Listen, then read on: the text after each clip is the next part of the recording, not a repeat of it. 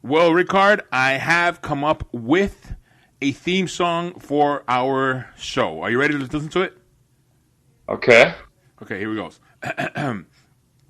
TFS Pod. No. I'm gonna have to put a stop to this. Sound guy, hit the real theme. Welcome to TFS Pod, otherwise known as a Few Show Podcast. This is 24/7 Lou, and that's Ricard putting an end to whatever that was. I was working on something. Anyway, a man who knows music, the one man band. I'm sorry. Oh my God, I'm just killing an intro right now, and that is the one-man band, and my ears are bleeding. Oh man. Okay, I guess there you go. 2 out of 3. Oh man. All right. Well, my ears are bleeding. Well, folks, welcome to TFS Pod, otherwise known as a Few Show Podcast. Number one show on YouTube, number one show in your girlfriend's heart, number one show in everyone's heart. I don't know whatever that means. So, yes, we are going to be talking about people, wrestlers, superstars appearing on other medias. I mean, we've seen... Yeah, on other medias, yeah. On other medias, on either movies, music videos, I'm never in books. That's got to be interesting, like a character in a book. Anyway, so yeah, we'll find out about that right now. So it was a good, interesting topic going on before the show, and it's commercials. Let's not forget commercials. Yeah. As Batista said when he feuded with John Cena, you get your movies, commercials, cereals, music video. Okay, so Ricard, lead us off with this conversation. Well, I mean, wrestling. So wrestling is part of pop culture. So naturally, at some point, those wrestlers are going to appear in other things. How could we not start with the obvious one of Hulk Hogan? Let's not forget all those movies he did in the late 80s, early 90s. Yeah. No holds barred. Am I right? I went to the movie theater just to watch because he was in it. Well, let's remember. I'm going to interject here real quick. What was the first movie he was officially in? Suburban Commando. No, sir. No, really? No, sir. I got to hear this one. We're going earlier than that. Come on, you got to know this. He was called Thunderlips in this movie. Oh, is that the Rocky movie? Yeah, Rocky 3. 1982. I remember Rocky 1, Rocky 2, and and the one with Rusev. Oh wait, no, that was Dolph Lundgren. All right, good one. I like that. Rusev. Petition for Rusev to be the new Ivan Drago. Yeah. Oh, could you imagine that reboot? That would be funny. Okay, so we went through Hogan. I'd watch it. Hogan, and then you've also got The Rock, Scorpion King. Yeah. We could start with the Hollywood ones, and then let's not forget the ones that were on TV shows too. You had Edge in Haven, I think it was. Yeah, Haven. The sci-fi show. Wasn't he on? He was also on Vikings. He did a lot of TV shows and stuff. And but he was a consistent character on Haven for a lot of seasons, if I'm not mistaken. And I remember as a kid watching Macho Man. What is it? Bite into a Slim Jim. Oh yeah. Who could forget the Sprite commercial where Sting beats up a kid? I was just thinking about that. I was just thinking about Jimmy, that. I'm here to make the Grant-A-Wish Foundation. Are you ready to wrestle? Yeah.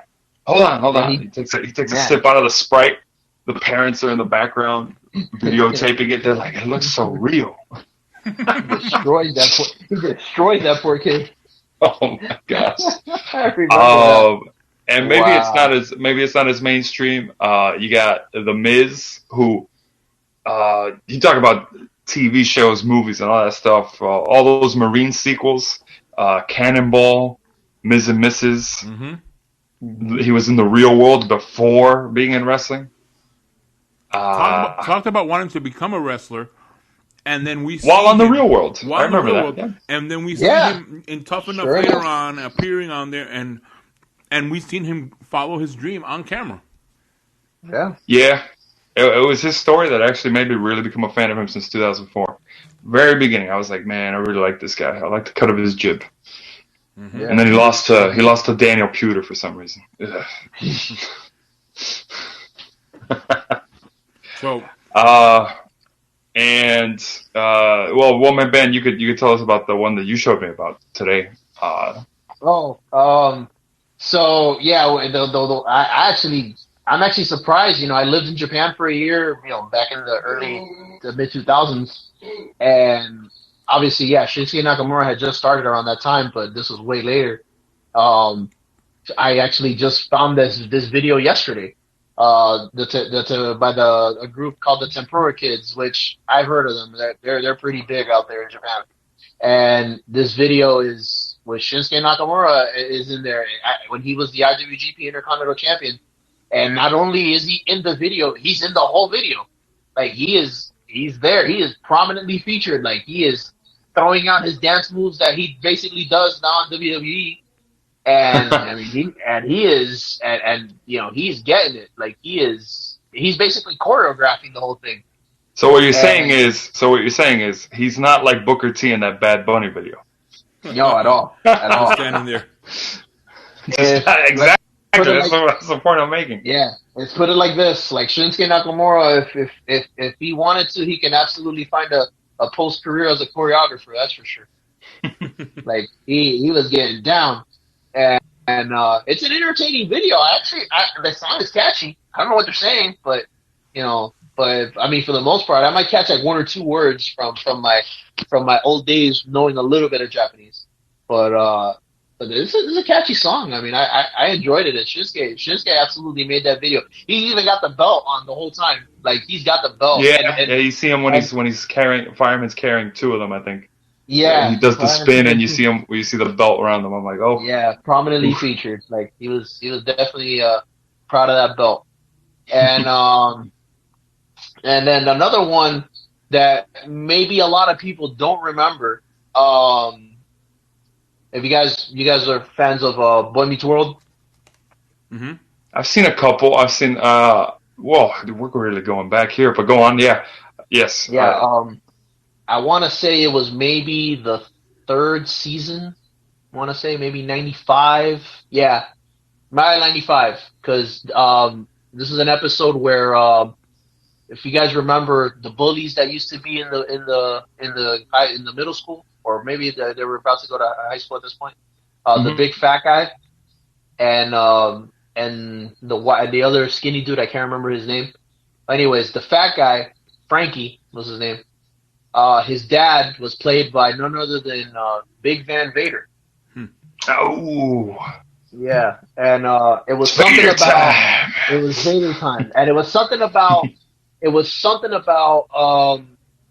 if I remember correctly, it was like they were doing like some kind of a wrestling event for charity or something like that in the school, and then Corey was about to get like smashed by Vader. And then Mr. Feeney pops out and he was like, "Put him down." And then he goes, "Make me." He goes, "Put him down, Clarence." He was like, "What?" He's like, "How dare you call me that?" He's like, that's how do you remember? He's like, "I'll tell them your whole name if you're not careful." And he's like, "Put him down." And he puts him down and he's like, "Oh, like, why you got to do that?" And yeah, that was like a short cameo with Vader. I think that's I take it back. It was not the only thing he did. He actually, I think that same year, he was on Baywatch. Vader was on Baywatch. Yeah, oh, obviously yeah. not in a swimsuit or anything like that.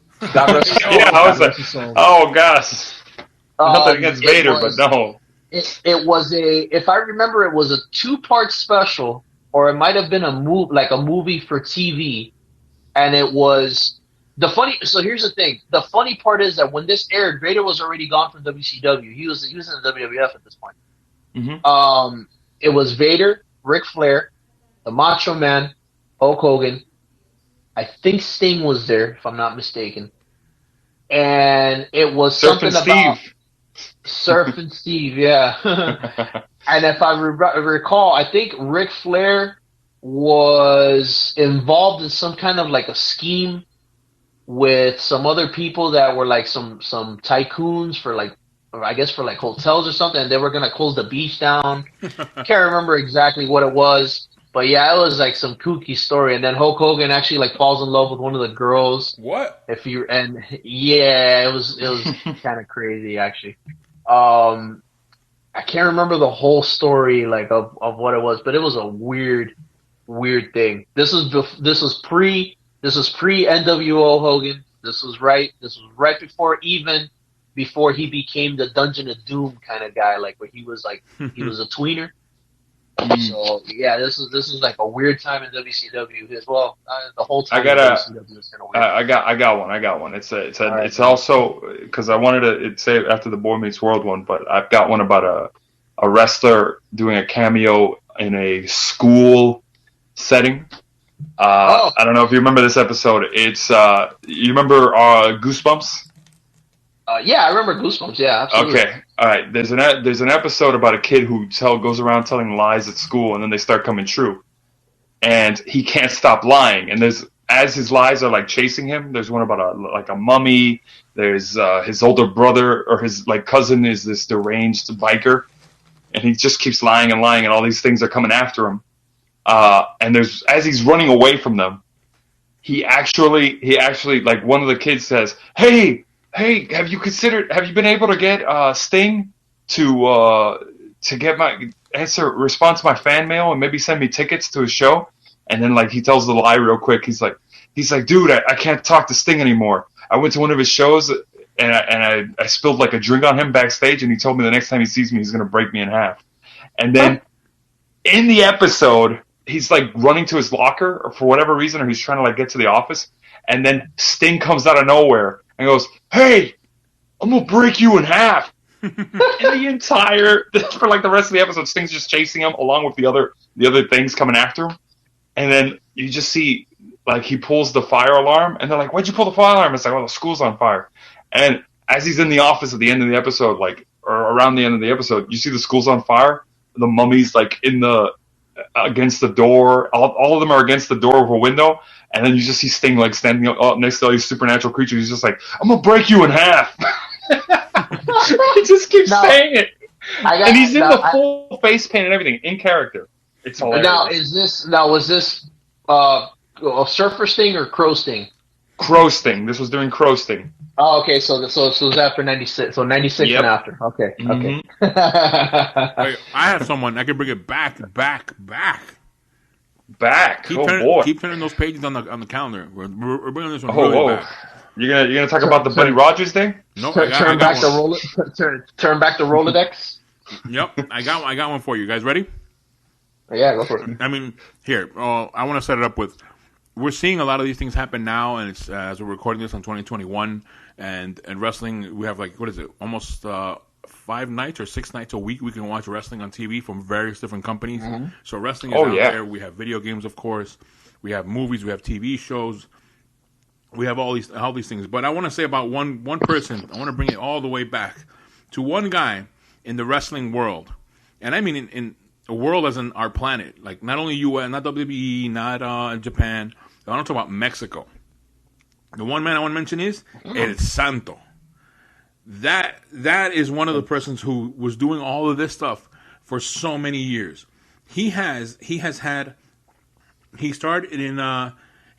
or co-starred in at least 52 movies from 1958 to 1982. Wow. Also, amongst, I mean, also while having done so many movies and appeared in them, and I think I've seen a bunch of them where he acts like a cop. He comes in, it's like everyone's dressed normal, but he's just wearing a mask, and he's a cop and trying to solve a case or fight against someone, right? it's the weirdest thing, you know. But he also, it was in 1952, an artist and editor, Jose G. Cruz, started a Santo comic book. So we have a comic book that ran for 35 years, ending in 1987. So this is a person who transcended from being in the ring, and I don't know, and I have to admit one thing. I have seen how in different countries or how wrestling has changed, and has been on TV, and it's not the WWE stuff. It's like the local stuff, and people go and they fill up arenas. In Mexico, they do that, and in various countries. And recently, I was talking to a friend how in Argentina they would come up with different wrestlers, and they were like zombie characters and Dracula and all that kind of stuff. And then they became very popular. But going back to El Santo, imagine in 52 movies that was spanning for so many years, and it was one of the most interesting characters. He was a legend and everything that he did, and I think that in Mexico, that was a god. I was a god walking around the streets for them, of course, in the wrestling world. So it's interesting to see how in different parts of the world, how you mentioned Japan, how Shinsuke was doing that, and in Mexico you had El Santo, and of course many others more came out of there. But yeah, I want to pay homage to that character. El Santo, Yeah, no, that's a good one. Which That's a is good a one. big mark. And I've seen movies of his, and it's like, well, I don't get it. What's going on here. How's everyone just treating that guy like normal? But you know what's odd?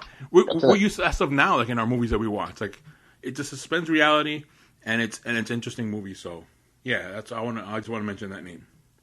You want to talk about Mexico? I got one for you. Right. And this one's going to come out of left field. It's a Bollywood film. Now this one's kind of cheating because I'm taking someone who went into wrestling but appeared in a film kind of beforehand, or roughly around the same amount of time. So you guys remember the fake Undertaker? Yes, Yeah. of course. So the fake Undertaker, played by Brian Lee, in when it was around 1996. Was in an Indian Bollywood film called Kiladiyan Ka Kiladi. Try saying that 5 times. I might have actually said it wrong either way. But he actually appears in the film as The Undertaker. Really? What? Yes. Wow. In character and everything. And I think he's the villain. Funny. But yeah, Wow. that's where the fake Undertaker story actually comes from. Actually, I think they actually were like, oh, this guy looks very similar to him, aside from the height or something. But yeah, sometimes wrestling, even though the wrestler themselves doesn't come out in the film, I guess Mark Calloway was like, I'm not traveling to India. But sometimes they do just go with it, and then they sure enough they're like, hey, I could be a wrestler. Yeah, no kidding. So yeah, Bollywood. Now naturally, if we want to talk about cross performers, one of the more mainstream ones, I already mentioned The Rock, but who could forget the current Fast Five or Fast and the Furious soon to be cast member, I think it is. Mm-hmm. John Cena. Oh yeah. Yes, John Cena. Along with why am I drawing a blank on this? Roman Reigns, who has appeared in some films already. Oh yeah. Yeah. Hobbs and Yeah. Shaw. Yep. Mm-hmm. There you go. The spin-off. Yeah. And here we go. Dave Bautista, Drax the Destroyer himself. Yep. Yeah. He's successfully crossed over as Drax, as you said, and he's been killing it with that character. I know that he secured the bank pretty good with that series. Now, naturally, we're talking about the really they got major roles type of thing. There's several instances of wrestlers going into films with minor roles. One that comes to mind is Chris Jericho in Android Apocalypse, where he plays like an android that gets in an alley fight, and then he's in that one scene. There's also this one. I don't know the film. And I wish if someone wants to do a quick lookup for me. But my older brother talks about it all the time. There was this movie. It was a survival horror movie or something about like troopers out in space, and Hardcore Holly's in it, and he's like advertised heavily as being in it for the thing. My brother went to go see it in theaters. Oh no! And he says, I kid you not, I went into that movie thinking, oh man, Hardcore Holly's gonna be in it. This is gonna be pretty fun. And Hardcore Holly's only in the film for like 10 minutes, the very first 10 minutes, and the rest of the movie, he's gone from it. He's like, really? That was his role? So let's see. I'm looking real quick just to see what he could have been in. There's well, he was in the Marine too, apparently. Hardcore Holly was in the Marine too. Wow. He's credited. So let's see. All right. But as far as movies, like there's a movie here that pops up. It's called Operation Sandman. Yeah, it's pretty much. Also, I have one name too. There's this guy who was a wrestler and he was a champion. Also, he was a WCW champion, I believe. He's been in movies. What's his name again? Oh, David Arquette. Oh, that was really well done. Oh my gosh, that was really well done. Yeah, smart one. Wow. Good call. Oh, Good call. Never, ever, please, anyone repeat that again. Oh my god, that was a good joke. Any promotion out there, please, if you're listening, do not repeat anything like that again. Speaking of WCW champions, actually, now that we're on that tick, yeah, there's actually been a WCW/WWF champion that has been in a few movies too. He was particularly, besides The Longest Yard, the remake, he was also in Grandma's Boy. And I'm pretty sure you guys know who I'm talking about at this point. But for those that don't know, Kevin Nash. Kevin Nash he was in The Longest Yard. Obviously, there was a couple of wasn't the Great Khali in it also? Yeah, that's what I thought you were going to go that way. Yeah. I think the Great Khali didn't he become a wrestler, or didn't he get discovered because of that movie? No, I think he was already on. No, it was after. I think it was after. Well, that movie, as I'm saying, that movie was in 2005. Didn't he start showing up around? He did. Oh my gosh, you're right. He came out in 2006. Yeah, so as I say, that movie came out in 05. So that's what I'm saying. I don't remember him wrestling prior to that. So you want to? Here's another one. This one's more recent. I got one. That's true. Yeah. Here's another one. Goldberg was also in The Longest Yard, wasn't he? Yes, he was. They made a joke and said, "Hey, you want to put that pet iguana away?" You know. Here's one. This one's recent. Let's see if people know this. John Wick 3, the library scene.